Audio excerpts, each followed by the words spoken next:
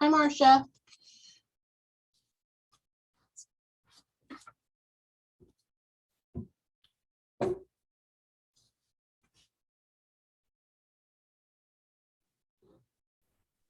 Good morning. I wanted to let you know that I put your pictures into a PowerPoint. There's 2 pages, one with the one with Christmas and the other one has the rest of them, and Lace will share them while you're talking. Okay, great. I was not sure how to do that. I'm really technologically challenged, and I wanted to include the pictures, but I didn't want to mess up either. So, oh well. And I haven't been able to come up to those classes that you guys ran, which was really nice of you, but we have our grandbaby a lot, so I couldn't really plan on being there. Oh, no, it's okay. Most of them are virtual anyway. They're all via Zoom. None of the attendees come in here. Hold on, let me make Lace.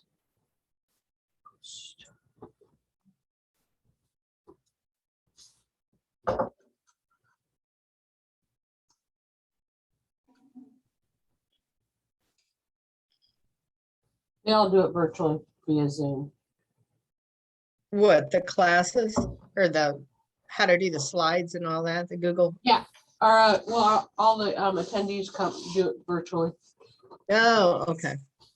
Well, I did not, but hey, I figured that there'd be something more than one way to manage that. So anyway, how many do you have in this class that you're dealing with now? We have 7. Really? Okay. So we were hoping we'd get a lot more for you through the Octagon House Christmas deal.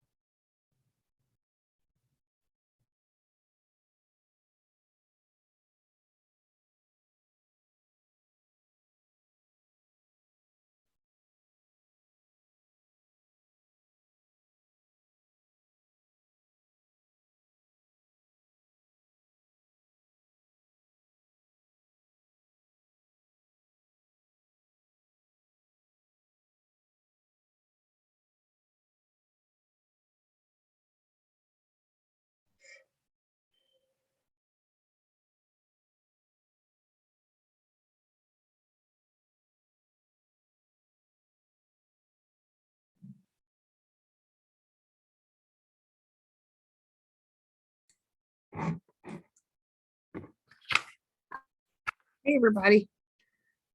Morning. Morning. How are you, Marcia? Okay, a little bit of a head cold, but that's okay. That's no fun. Oh, I haven't been sick in years, and this one we started with about last Saturday after we kept Maddie a few days, and she was sick. It's a wicked one. Ugh. Leo tested, and it came back negative for COVID. I think it's just a nasty head cold. Ugh. I know. It's not fun. Bronchitis isn't fun. No. That sometimes happens in spring too because of allergies. You know what I mean? So yeah. Right, and I think it was exacerbated by the fact that we are allergic to some things, and there's everything blue. It's crazy. Yep.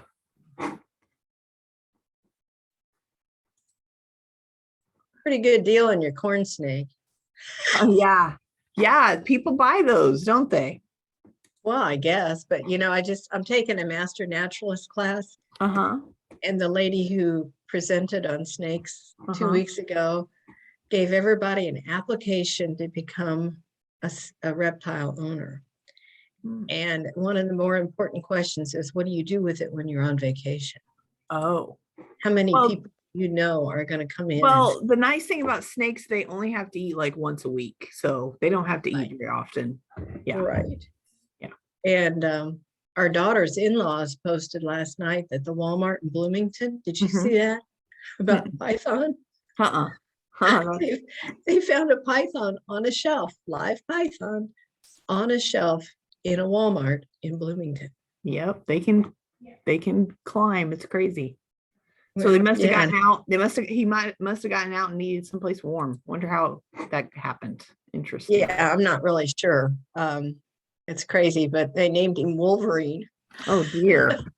So Wolverine's looking for a new home. That's crazy. Hey Gwen, what's the website to get into the Master Gardener, to see your stuff? Because I would love to see the quiz, but they don't have a quiz for me. I just have the answers. So I was wondering if you could share that link with me. Thank you. I'll look for it and I'll post. Thanks, Gwen. Thank you. Yep. I just can't think of it right now in my brain. Thank you. Marcia, I would come feed your snake for you. I'm not gonna have a snake. Yeah. So Marcia's talking about hey everybody who's here. I don't know, maybe people trickle in. It's a weird week. I know people are on vacation and people are getting sick, sadly. So I hope you guys are all feeling okay. But we on Friday night, no wait, it was my husband's birthday. He turned 50 on Saturday. We went out and then we had coffee that morning and he noticed that our back patio door was a little bit open, Oh, thanks, Gwen. And the back patio door kind of is back in our, backyard. And so I didn't know something came in. Do you know what the password is, Gwen? Thank you. So anyways, that night, Pat was picking up the Roomba because we'd had the Roomba vacuuming in there. And he was like, is this a fake snake? He thought it was a fake snake. And I went over there, I was like, no, it's a real snake. And so anyways, I picked it up and my daughter said I was charging towards her, which I wasn't. Thank you, Gwen. She said, you're charging towards me, she screamed. But anyways, it was just a little corn snake. It was so cute and so like, what am I doing here? I'm so scared. And so anyways, I at first thought it was a corn snake, but then I thought it was a garter snake, but it really was a corn snake. Yeah, I thought it was a corn snake also. It's crazy. But better that than like a copperhead or something. Right. Thankfully, we don't have many of those around here, thankfully. We have property in Johnson County and we do have them. Yes. We also have a black snake in our crawl space. Yeah, those are good guys. Well, yeah, except that it fell on somebody working down there. It was between 4 and 5 feet. And I asked the guy, I said, did you remove it? And he said, no, it's a good snake. I said, okay. Oh, I'm glad he wasn't scared. That's good. Yeah, we haven't really gone out of our way to look for him, but he's got my steed if he wants him. So that's right. Thank you so much, Gwen. That helped me a lot. I have the quiz now. I really appreciate it. Thank you. Hey, Jackie. Hey, Jessica. Vicky's coming on. Hey, how you doing? Pretty good. How are you today, Jackie? Pretty good. No sun, so I'm doing good. What does that mean, Jackie? It means that I'm still moving even though I don't have my solar power on it. Oh, God. oh, Even you're still doing good, even Still, though I'm still moving without the sun. So I guess I got enough in my batteries to keep me going until it comes back out. That's awesome, Jackie. Good point. Good point. Good. Gwen, I loved all your baby goat pictures on Facebook. I haven't figured out how to unmute this fast. Like I always have to go up and then push a button. That's what I have to do too. I think some people can figure it out. Bobby, don't you have a shift button? Go ahead, Bobby. Oh, press your space bar. Space bar. that music? Oh, cool. Mine isn't doing that. Yeah, mine doesn't do it either, but it might be a default thing. Sorry, mine does. It's Go probably ahead, rub it in, Bobby. default. Yeah. Marcia's joining us because she's going to talk to us about a project she's working on here in Hancock County. So I can't wait. But let's talk about our fruit quiz because there's like 3 pages. You guys talked about fruit trees this week. So I'm going to share my screen. Thanks again to Gwen for sharing the website so I could get this quiz. So growing fruit. All right, let's start here. Which fruit crops are the easiest to grow?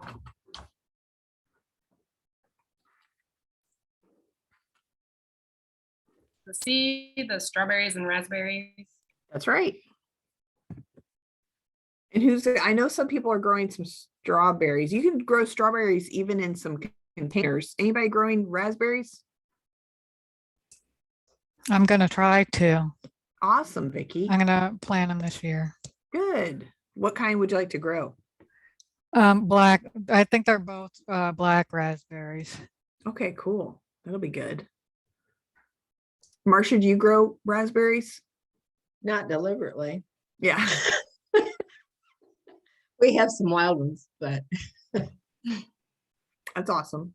My Yeah. sister has black raspberries at her house, and I always liked them. They're really delicious.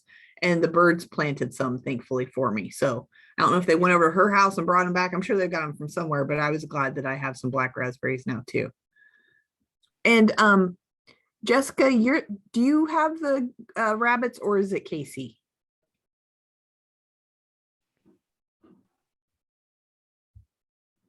Jessica's off. I'm wondering if rabbits like raspberry leaves. I thought they did. I have the rabbits. Oh. I haven't tried giving them leaves. Okay. Okay. I didn't know if they liked it or not. And I was wondering if they could eat the brambly part. I didn't know if that would hurt their little mouths, because I know goats can easily eat those thorns, but I didn't know how Yes. rabbits are. Yeah. I bet rabbits are more sensitive, I'm guessing. Well, my rabbits often eat live wires, so I'm sure they could do a bramble. Probably. That's scary, actually. When I had rabbits, that was what was so scary. You had to get those metal. They have them more easily accessible now, because I think a lot of animals go through that, but those metal things that cover your wires so they don't electrocute themselves, poor things. But I don't know if you have to put those things on your wires. I just try to bunny proof and make sure my wires are up high in a spot that they can get to them, but they test me. So a lot of my cords have chunks spitting out of them. But my husband was an electrician, so he kind of helps me out. Oh, good. That's good. That's handy. Oh man. Yeah, those rabbits have attitudes. That's for sure. Thank goodness they're very small, or they would run the world. Yeah, that is for sure. No. All right. Which fruit crop is considered fully self-fruitful? Is it the apple, sweet cherry, strawberry, or pear? This is a very good question. Which one's self-fruitful?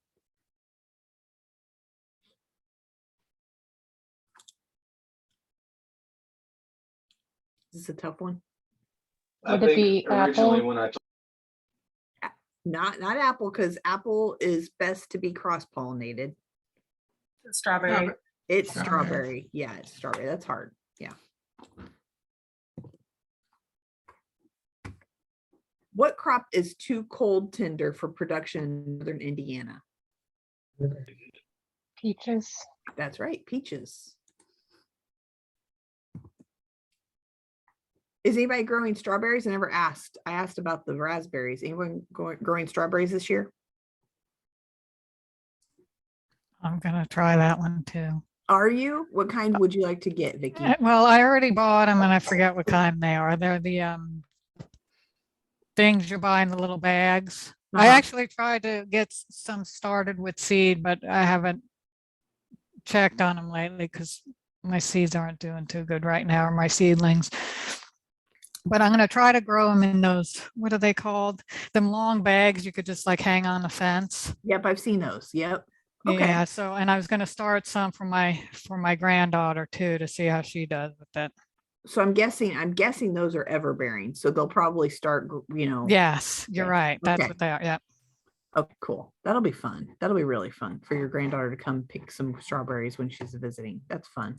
I've got a few strawberry plants left over in my cold frame. And after the class last night, now maybe I'll give them a chance to do what they need to do, because I just throw them in a box, they live or they die. Now I know how to deal with them and know what to expect. So it was Good. very informative. So we'll see what happens. Good. I'm so glad. That's wonderful. Good. Which fruit crop comes into production in 2 to 3 years? Is it the apple, sweet cherry, brambles, or blueberry?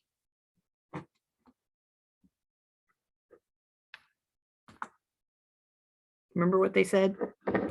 Brambles. Brambles, that's right. C.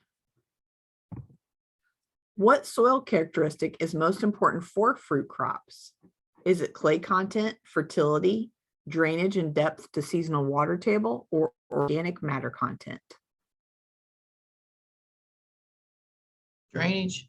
That's right. You're right. And also how close you are to that water.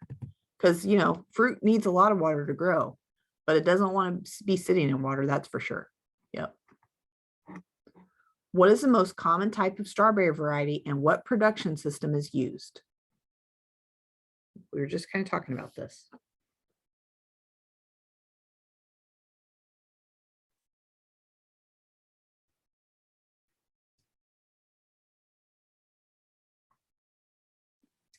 I put the June bearing and matted row. That's right. You're right. That's the one that's most used for commercial cultures. Did you guys see there's going to be a strawberry? I think there's been a strawberry talk, but I think that there's going to be you can go to a meeting and learn about strawberries from Purdue, because one of the people down in the southwest part of the state, she's doing a whole strawberry research trial of how to grow strawberries. And she got a SARE grant for it. So let me see if I can get that information for you guys if you're interested in strawberries.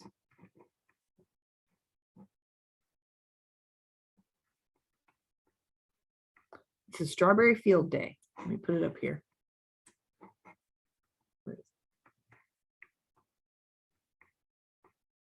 Strawberry Field Day, May 12th from 1:30 to 4. It is at Southwest Purdue Ag Center, so it's down in Vincennes. So it's kind of far, but it's a nice Strawberry Field Day and open house down there.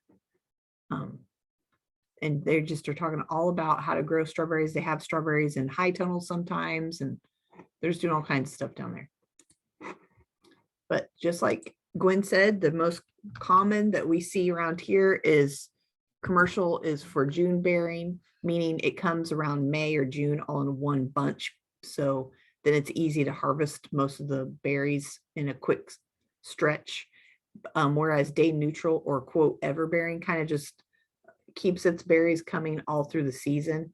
And so you're going to get less berries, but it's about the same amount overall. But in June bearing, you get them all more close together in time. And then the matted row, which I'll get, sounds like you guys talked about last night, how that works. All right, C, what's the main goal of a renovation? What are the main goals of renovation? What is renovation? First of all, what did they even say it was? That's what I'm going to learn to do after listening, is establish a new bed or the bed and a new runner plants, and put them in rows rather than let them scatter all over the place, and you manage the new plants that's going to bear versus the old plants. That's right. That's right. Good point. So just like Jackie said, it's establishing a bed of new runner plants. Yes. And you kind of go back and forth so that you are getting fresh ones every year. Yep. Wow. The question I didn't hear was, do I remove the old mother eventually so that I don't have her crowding out, or it crowding out the new ones? And yes, that's right. You sure do. So okay, you take her out. It depends on where you are in your rotation, but she's letting 2 out basically. And then that next year they'll be coming up. You can actually take her out when they're about to be having runners come off. So yes, it's like a 2 to 3 year rotation. What part of the bramble plant is perennial? And perennial means it's going to be there over the seasons. Which one is that? Just like I think we're kind of talking about this. Well, no, we weren't. We were kind of just saying how much those bunnies will eat anything, but what part is that bramble plant that's going to stay over the winter? Yep, that's right. The roots. A, roots. Yep. Anybody have any questions about that? Okay. When does a primocane become a floricane? In its second year. That's right. In its second year. Good job. And so that primocane, it means the first cane. Then floricane is when it starts flowering. Yep. And that happens the second year. Good job. Summer tipping of primocanes is used to encourage branching in which brambles?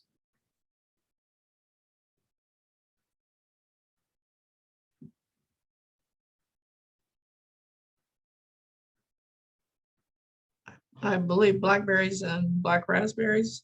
That's right. Good job, Jackie. That's right. So it just kind of depends on what you're growing, and that's how you encourage that branching in those. Make this a little bit bigger. What bramble type is most cold hardy?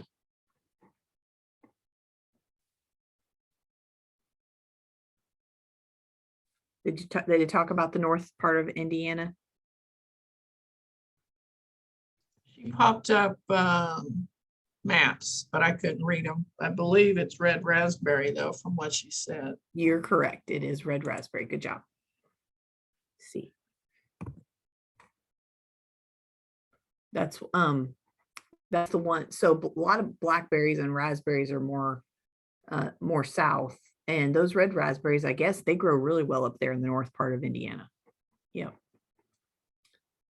True or false? Apples are pruned using thinning cuts instead of heading cuts.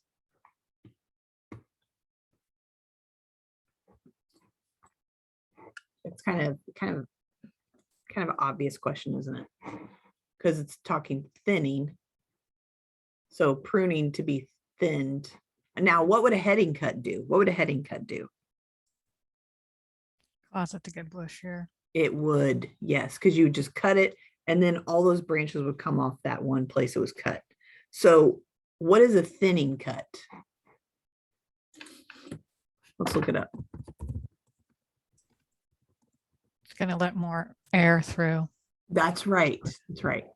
My predecessor, Roy, there must have been a saying back in the day, but he would say, you want your fruit trees to be able to have a cat be thrown through it, which I don't really understand, but it must mean there's enough space that a cat can go through it like this.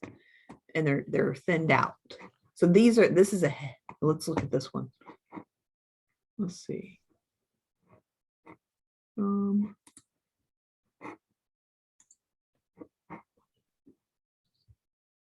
So just like you said, you're just making more space, the thinning cut, and the heading cut cuts it off all bluntly, and then it's going to have a lot more regrowth from those little blunt cuts.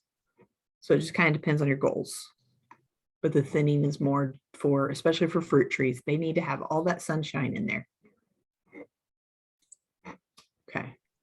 So apples are pruned using thinning cuts instead of heading cuts. That is true.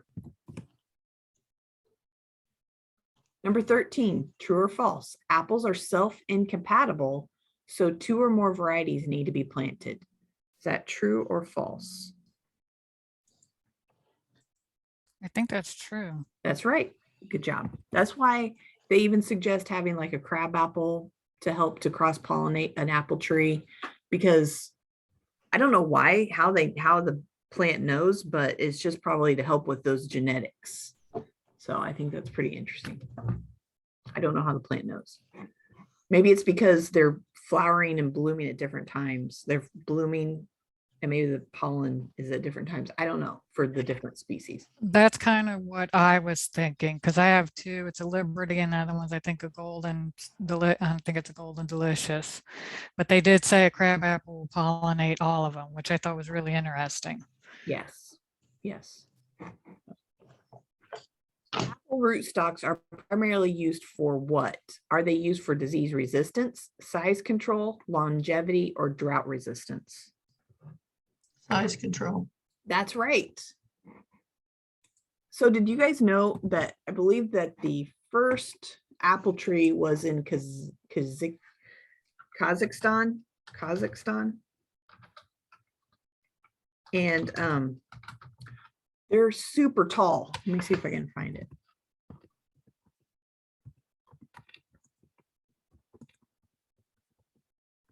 can't spell Kazakhstan, but I think they're like, the original apple trees were very, very, very tall, like 100 feet tall.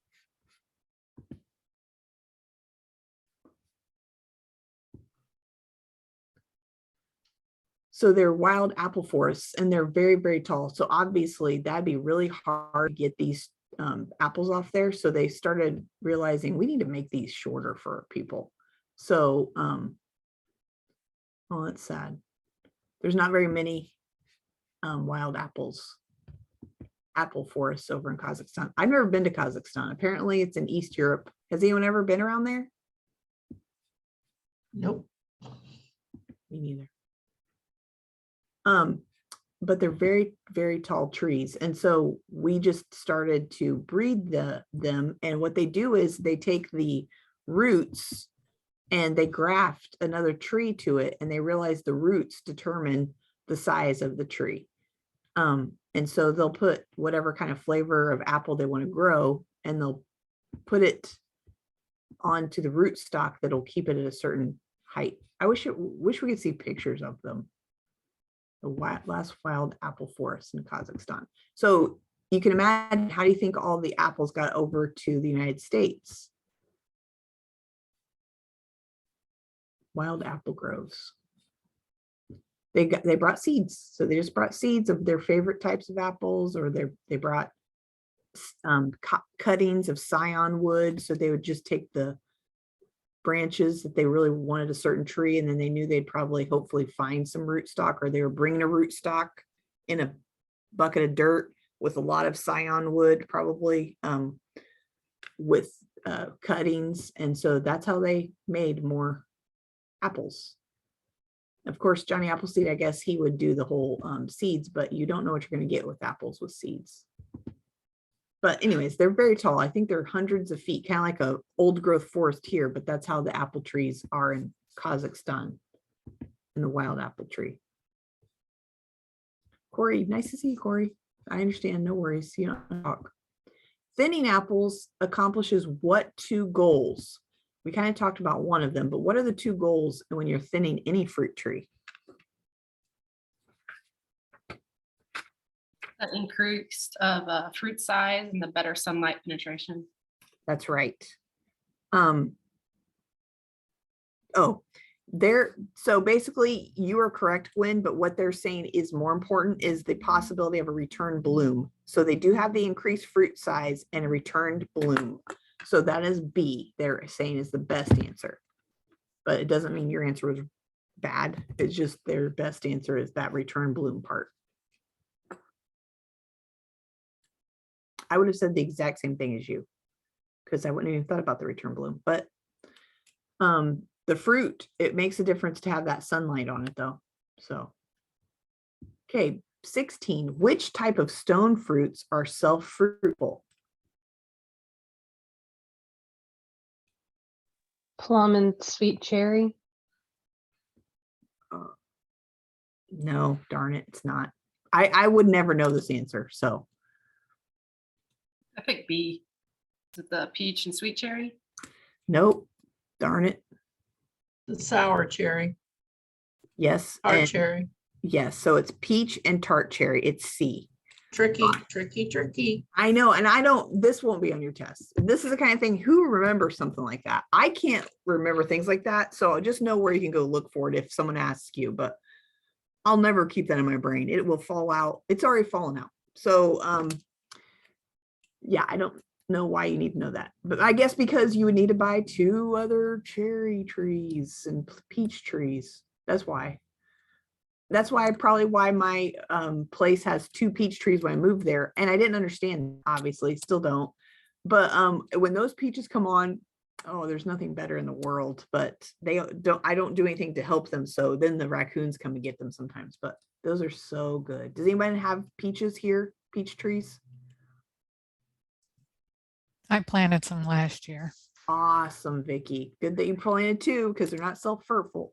No, and I got two different kinds. I notice a lot of them will say they're self-pollinating, but it's good to have another one. Good. Cool, Vicky. Well, I hope it'll be like, I don't know, 2-3 years. And I think they come on about every other year. I'm not really sure. Maybe it's partly because of the freeze that can happen, but you're going to enjoy them so much. They're so delicious. What are the main concerns with growing peach and sweet cherry? Kind of like what we talked about before. What's that? It's really sensitive up north, the peaches. So what are you dealing with? I'm gonna say A because I had to go cover mine with the sheet. That's right. That's exactly right. Winter cold and spring frost. That's exactly right. All right. Does anybody have any questions about any of those? That was a lot, but hopefully that made sense. And I know they're very, I think it was Nikki Wachowski that talked about fruit. She just did a fruit series that had like 5 weeks, and I learned so much from that. But fruit is kind of confusing to me sometimes. But anybody have any other questions about any of those answers?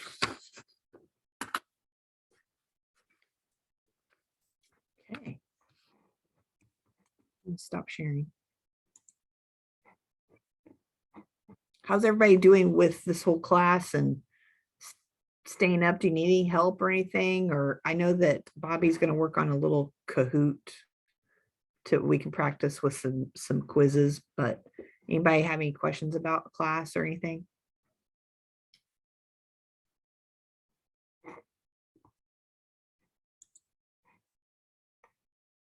Gwen says, John says he's sending out a study guide to us. Okay, cool.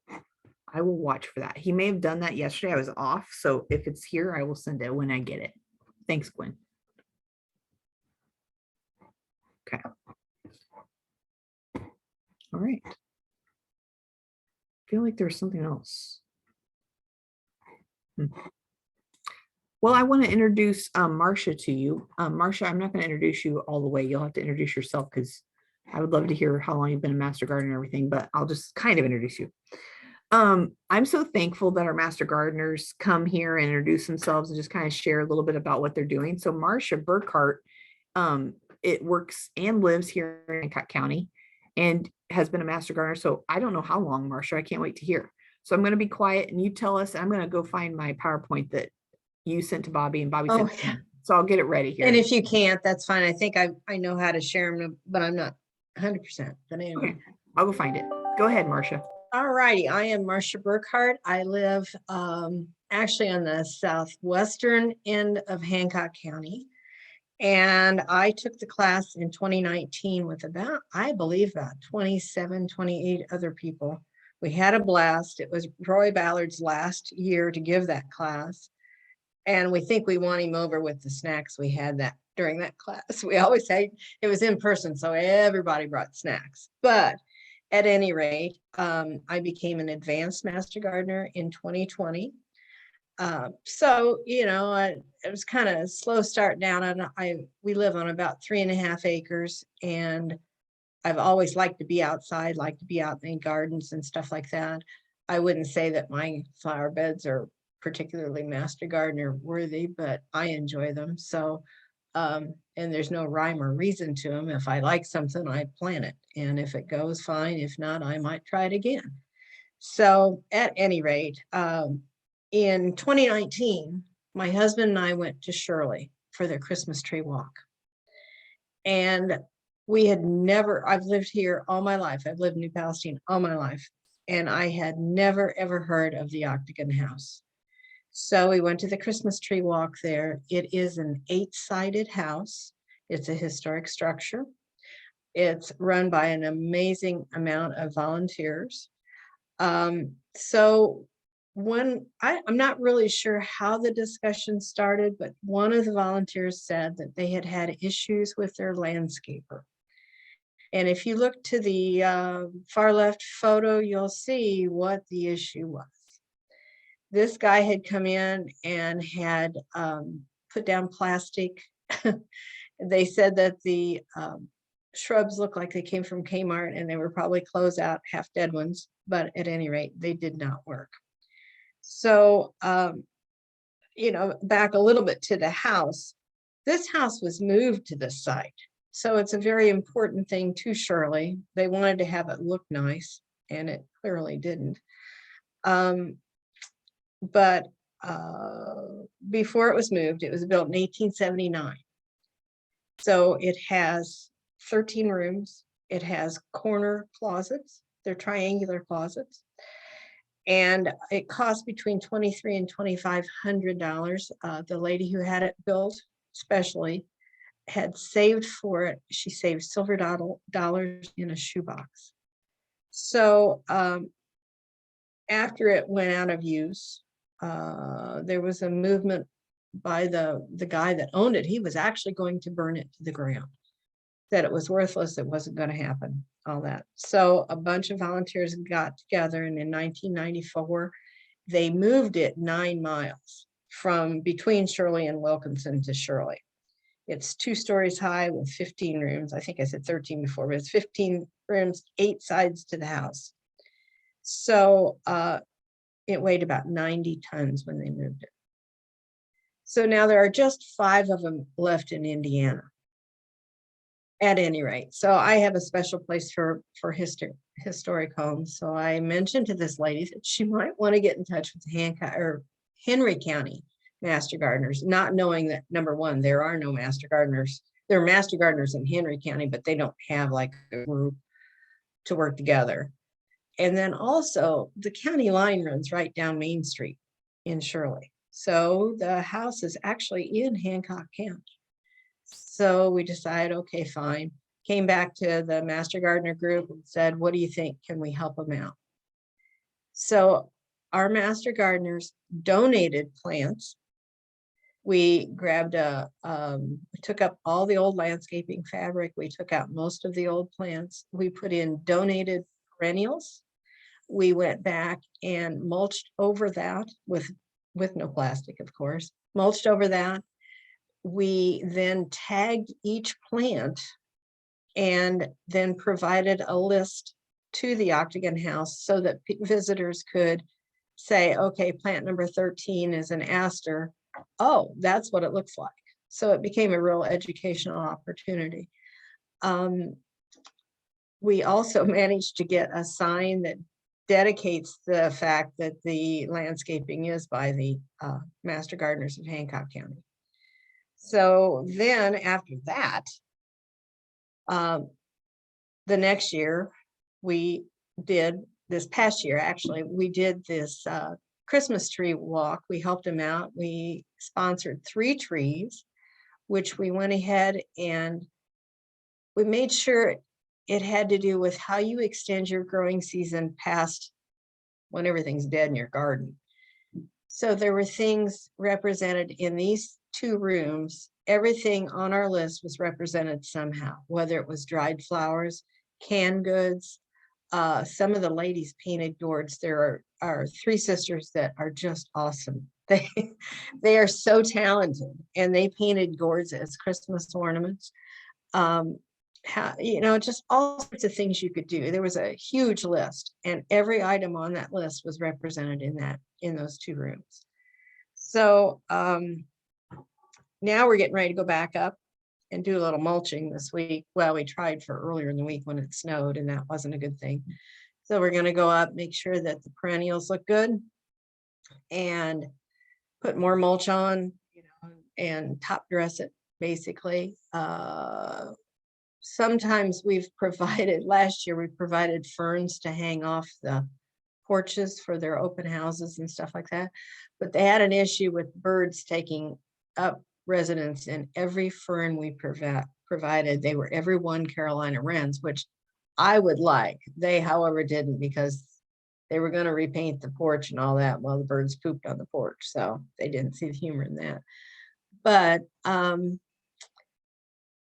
it's a good way to show, in my opinion, that you can take virtually any project you want to do as a Master Gardener and make it educational. That's our goal, is to educate the populace. Last year's Christmas tree walk, we had over 2,000 contacts of people going through that house and seeing those trees and everything else. And if you look at the photo on the right-hand side, one of the gourd ladies took this amazing apple gourd, and she added to it make it look like a worm coming out of the gourd for the vermiculture that, that was on our list. So, you know, it was a really fun time. And we've kind of laughed about it that, yeah, we go to Shirley, which is about 45 minutes from my house one way. We go to Shirley to do our work.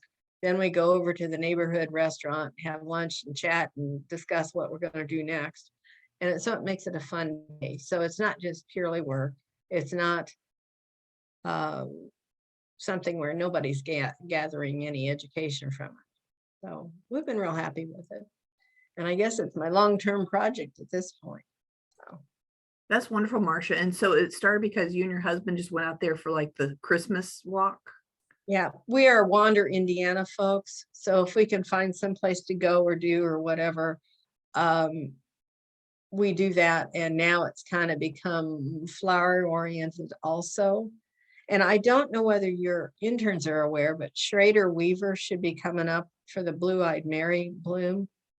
Have you been, Lace? No, but so Elaine talked about that. So let's look it up and let's tell them about it, because Elaine said that it changed your life. Like that you said it was life. Oh yeah. So tell us Yeah. about it. Tell us about it. It is over by Connorsville. And if you could hang on a minute, I'll go get it. Can you Okay. see? Yeah, hang on. Let me go get a phone.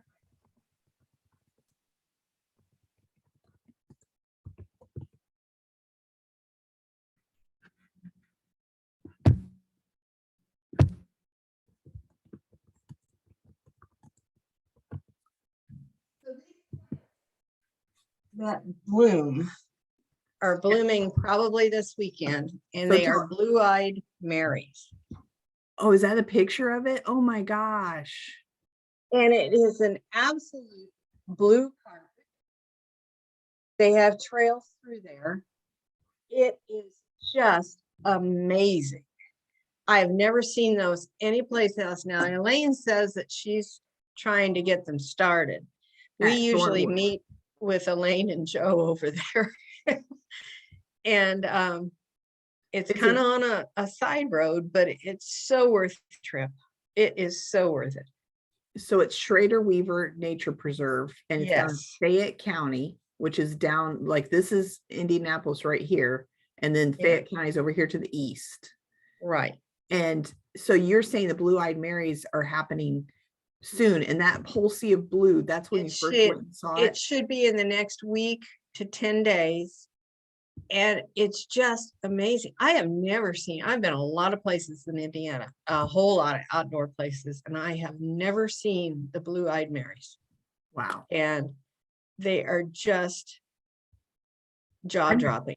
I've never Because seen they're- it either. I've never seen it either, but it's, Yeah, it's see, there, that stock photo, that's it in that third stock photo.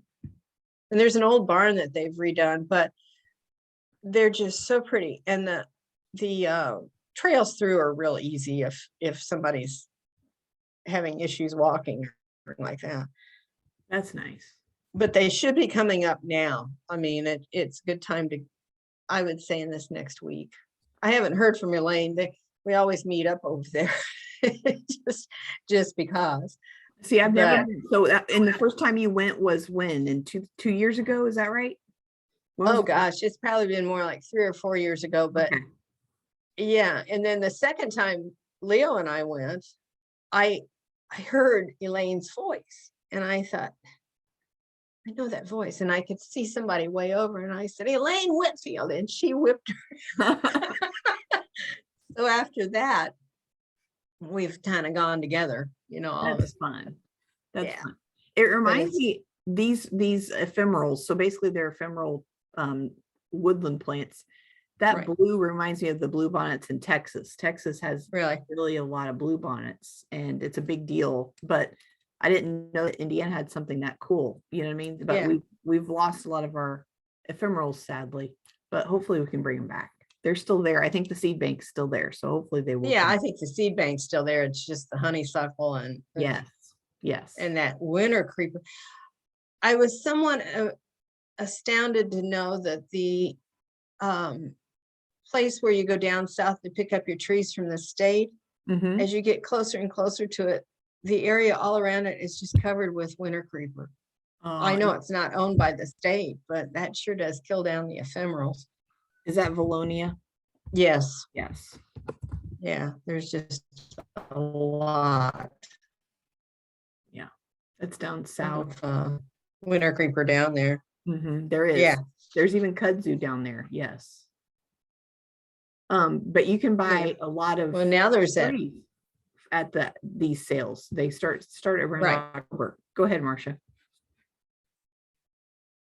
yeah, that was basically all I was gonna say, is just that, for these learning master gardeners, there's a lot of things we can do out there and make a difference, that to make people more aware of what is good for the earth and not.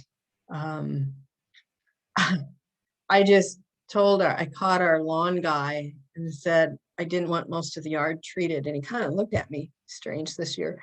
We have Star of Bethlehem, which is a really invasive plant, and the whole front of our front yard was covered with it, but I didn't want it everywhere. And I don't want that everywhere, but I also don't want chemicals in the yard this year. So we were trying to knock back that is the only reason we had that yard treated. But it makes a difference. It really does. If you can knock that back and not treat and be more aware of what you're doing in your own yard, it makes a difference for all of us. Yeah. Marcia, do you also have horses? Uh-huh. Okay. And so We have a geriatric barn is what our vet called. Our one horse is 34, the other one is 30, and the third one, a mule, is 22. wow, that's awesome. Well, yeah. They're happy. I bet they're happy. They are happy. They're long in the tooth, which that means they also can't chew their food very well. So yeah, we spoil them. Yeah. What do you feed them? Do you have to figure out your hay so it's not so high in lignin, or like how do you feed them? We try to find soft, palatable hay, and the last year now we've been getting cubes from the co-op, and you soak them. And, because truly their front teeth get long, their back teeth disappear. So they have nothing to really chew their food. So, these old guys, I mean, they're happy. They have their moosh or whatever you want to call it. But we've always been known for keeping animals, and they're going to be here till they die. So, It's awesome. Yeah. And you compost their manure? You use their manure sometimes? We do. I also added, I don't know whether you were in on that discussion or not, that I took 10 pounds of worms about, I don't know, 8 or 9 years ago, and I put them on the manure pile thinking I could make it compost quicker. Uh-huh. And it did help some. The pile is pretty large, but you could go anywhere in that pile and lift up the manure, and there are worms like you would not believe. I'm sure our neighbors love it because they're probably going to the soybean field on the other side of the fence. Yep. But I mean, gazillions of worms. That's good. Yeah, they've had an interesting winter, I'm sure. They've had fun, but they're everywhere. So, and that's where I put the cases of worms that somebody gave me recently. I thought, well, put them out there. Yeah, it'll be warm enough. That's awesome. Good. And that compost, I bet, is really good for your plants. But do you have to know where you're getting your hay to make sure the residuals are off of it for any herbicides? Yeah, we're very careful about that. And we're careful, like I said, you can't have a lot of clover in it because it makes them cough and drool. There are other things you don't really want in your hay. You don't want a high alfalfa content because it's not good on their feet. So we've connected with a guy out of Morristown and a guy south of us here in Fairland just recently, and they've both been very helpful. One of them has horses, the other one does not. So I think when they have the horses, they know more what they need. Good. That's awesome. Good. Yeah, but we try to spoil them. Good. And but other than that, I guess if anybody has any questions, I'm I can probably answer them about the Octagon House, but I would certainly say go up and see it. It's worth the trip. They have about 8 fundraisers a year. The next one will be a May fish fry or strawberry festival. They'll have a July fish fry. They'll have a fall fish fry. The fish is excellent. And those volunteers, the lady that runs it is 90, That's which awesome. we didn't know. Okay, somebody found out. Oh my gosh, Virginia's 90. But she's over there at like daybreak checking things. You know, she has to drive from Wilkinson to Shirley. Wow. But her husband is the one that got the move going. So it's a real child project for her. Yeah, that's cool. Anyway. Thanks but for certainly, sharing all that. It's neat that you found it by just, doing Wander Indiana with your husband and you enjoy it. It's interesting that it's in Hancock County, the top northwest east side. It's so interesting that it's there here, and I love it. I like going there for their Christmas events and it's relaxing. It's very oh relaxing. yeah. And when we were working that first year to take all that old mulch off and the plastic and all that, it was just hotter than the absolute gates. So we worker bees decided to take a break and we sat on that porch, and it was truly apparent that the reason the lady built the house like that, there is always a breath of fresh air somewhere. You could move around the porch and there's always a breeze stirring, and truly throughout the house too. So this past year they had a display on one of the rooms where the one tree was, and they had put a wedding gown and wedding shoes on the bed. And one of the visitors said, "Oh my gosh, I recognize that. That's my great aunt." And they brought forward letters, love letters between the two of them that they gave to the Octagon House. That's part of it. That's sweet. And isn't there a railroad There's a depot right there. It's a little museum too. You can go in.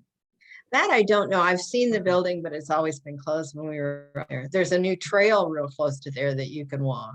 Yeah. So one of their primary grant contacts is the White family. White family used to own Gas America. They now own the Leo's Gas and Eatery there in Greenfield and a couple other places. So they're very, very big contributors to the Octagon House to keep it going. That's awesome. Yeah. Thank you for sharing all that. Anybody Hey, have, thank you. yeah. Anybody have any questions for Marcia?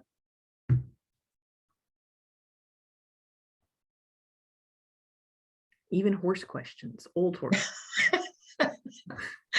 Like, what do you do with a 34-year-old horse? You let him Yeah. do what he wants to do.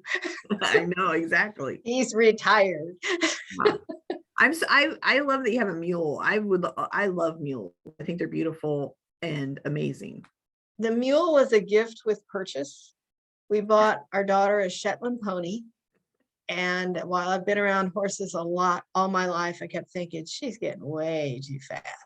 So I called the neighbor in, who's a now retired veterinarian. I said, "What's going on? Is she getting ready to founder or what's going on?" He said, no, she's not going to founder.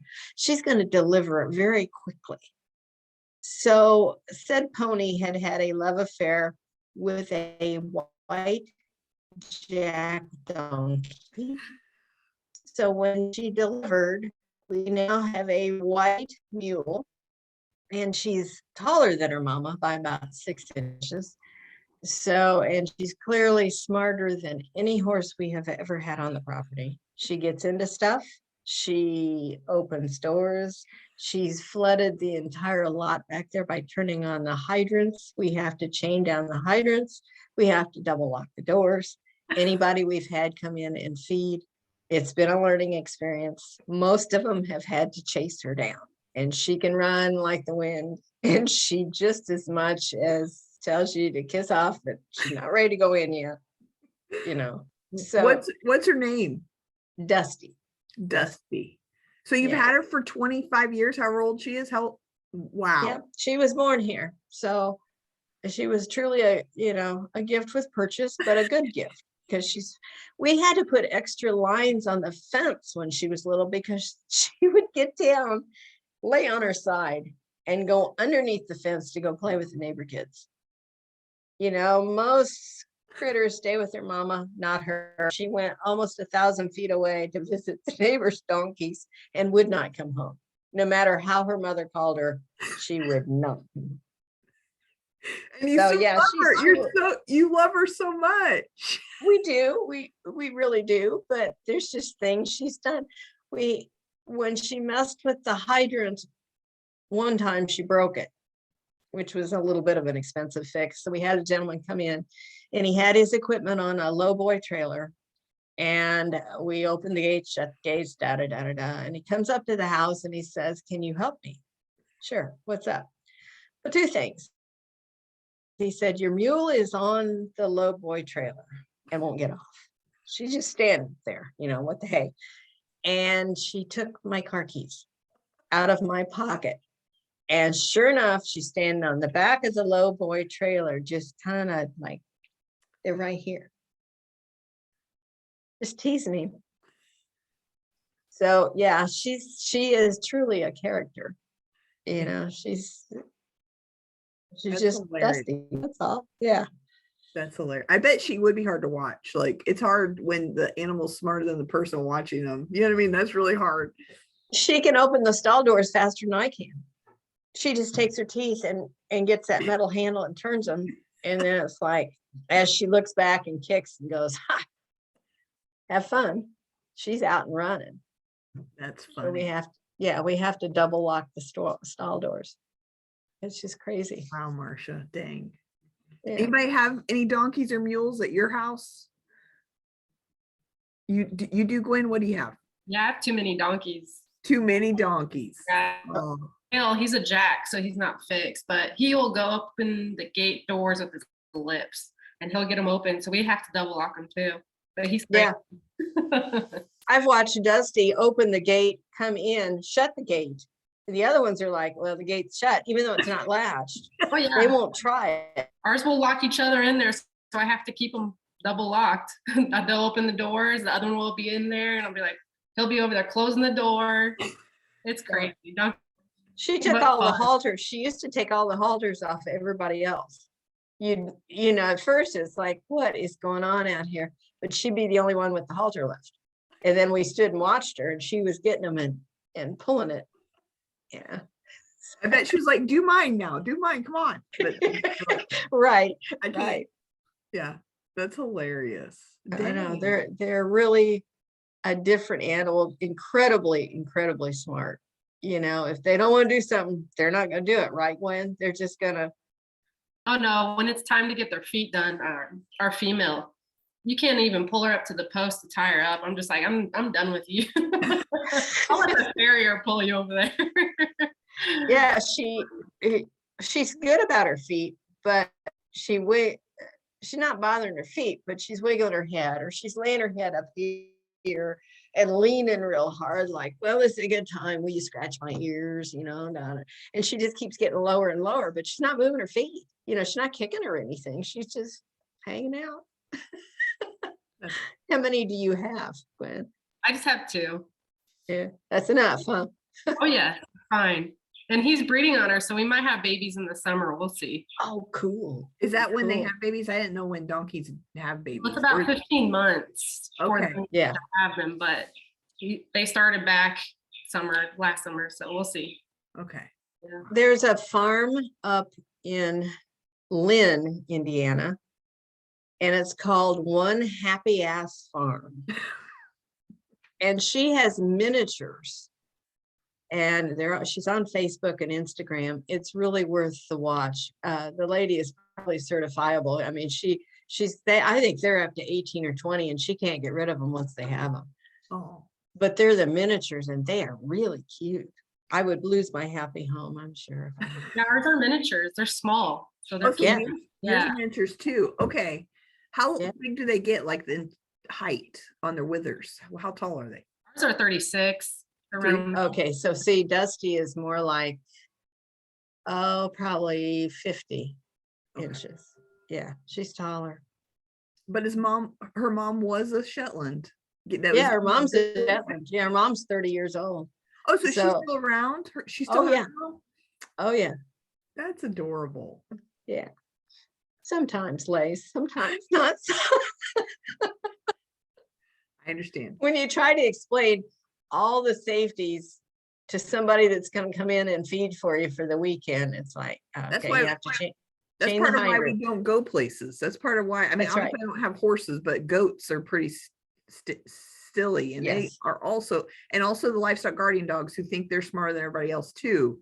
So it's always like, it's hard to explain people. This is why we do things. I know I sound like a crazy person, but you literally have to do it a certain direction. You know, it's kind of, yeah. Bobby takes care of a lot of animals. Bobby, do you ever get weird directions that you're like, I don't know why they're telling me to do this? And then you find out why later? Yes, I do. Or they think they're gonna behave and horses don't behave when their owners are gone. Right. Bobby, I volunteered, well, not volunteered.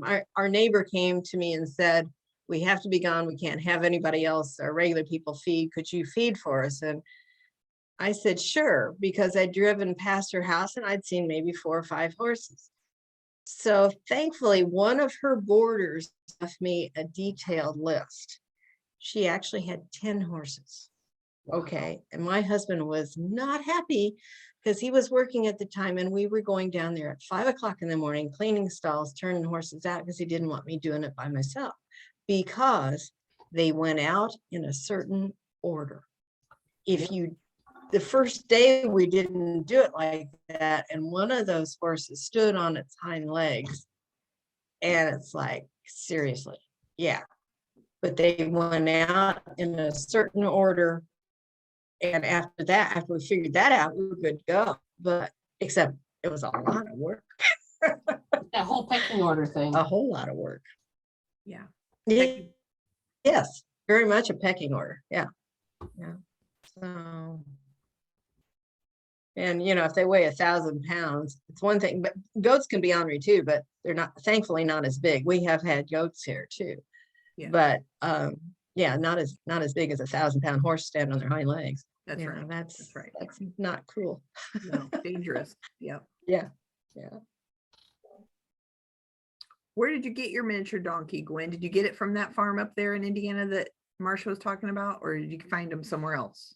No, I was on a mini donkey group on Facebook and I've been looking for some. And then someone had posted, hey, you should check out her. She's getting rid of them. And it was down by out west, southwest, like a couple hours probably of like Bloomington out that way. And we couldn't get email on the trailer. The boy the Ollie, he just walked on like casually, but getting the female on took like 45 minutes. She just didn't want to go, but they got rid of them because they had baby doll sheep. And I think they're too rough, she said, with their sheep. So we have to keep them separate from our goats because they can get pretty rough. We've had them a couple years and they're fine. They're really good. We keep them with one of our and so the buck thinks he is like partnered with the female donkey. And so the jack and our buck will go at it sometimes. I'm just like, you guys are crazy, seriously. So you guys need to come out of there. they protect the flock because they're livestock guardian animals, basically? Are they? Yeah. Okay. Yeah, well, they try to just like stay on their side and the goats are on their side, but everyone's pretty cool with each other. They don't use or problems or anything. Good. Ours used to get along well with our goats. We had 3 goats for a long time, and Dusty would play with the one. She had a favorite in the whole deal, but after the goats passed, we haven't had any more goats, but she really was particularly playful with one. It's weird. It was like her companion animal, but Sweet. like she needs one. Yeah.